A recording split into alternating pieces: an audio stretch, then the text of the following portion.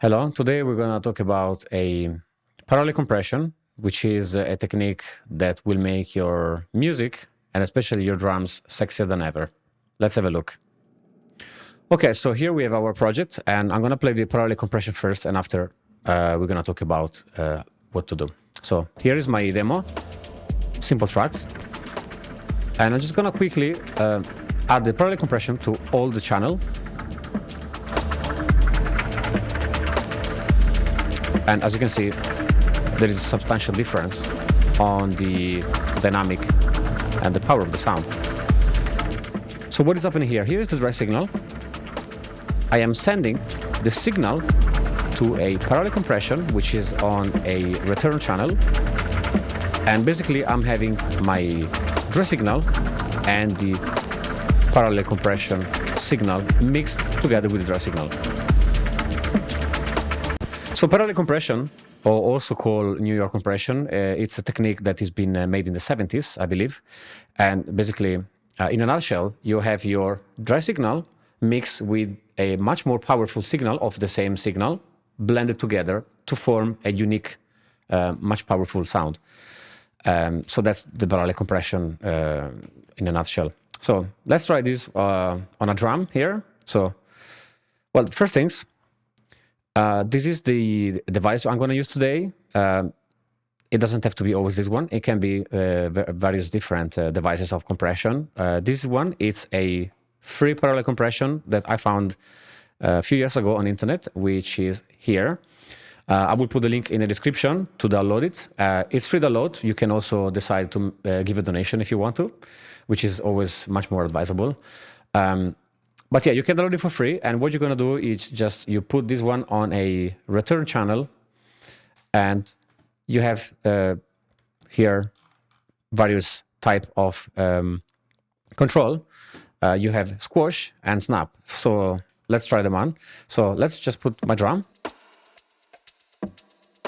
and just send to a parallel compression here, as you can see.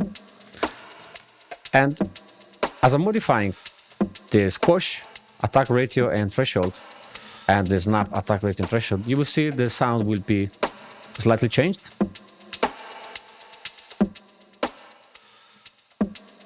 So basically, it's clipping as well. And the reason it's clipping is because I really want to give a very powerful blend of this drum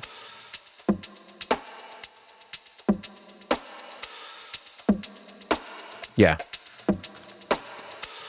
So this one is basically blended with my dry signal, which is this one. So that's the parallel compression here, and the dry signal together.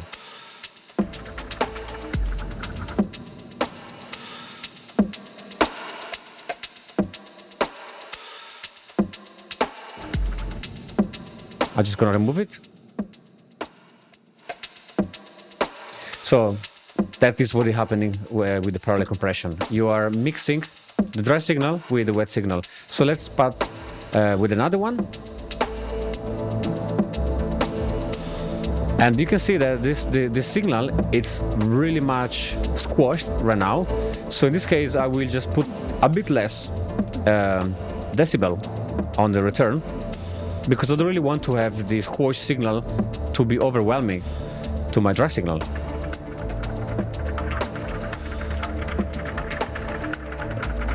So again, let's remove the parallel compression. Yeah, so that's basically about it. So, and you can see here, I have two parallel compression. One is stereo and one is in mono. And the reason is because I like to have a separation between the stereo and the mono signal. For the mono signal, I usually put bass line, kick drums. You can decide to put voices as well, some guitars. It depends of your taste. But in my case, I like to have definitely the kick drum and some of the drums in mono as well as stereo. So let's put the kick and this additional drum on the mono parallel cylinder. There we go. So now we have all the track mixed with the parallel compression. So let's just mute the parallel compression.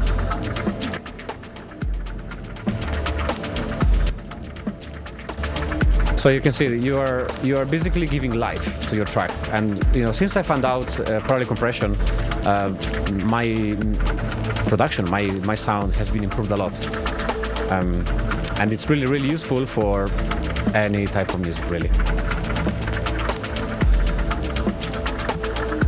So where to get this parallel compression? So I'm gonna put a link in the description of this website. You can get it for free, and here it explains as well in a bit more depth how this works. So yeah, that's everything for today. Thank you very much for watching, and see you on the next one.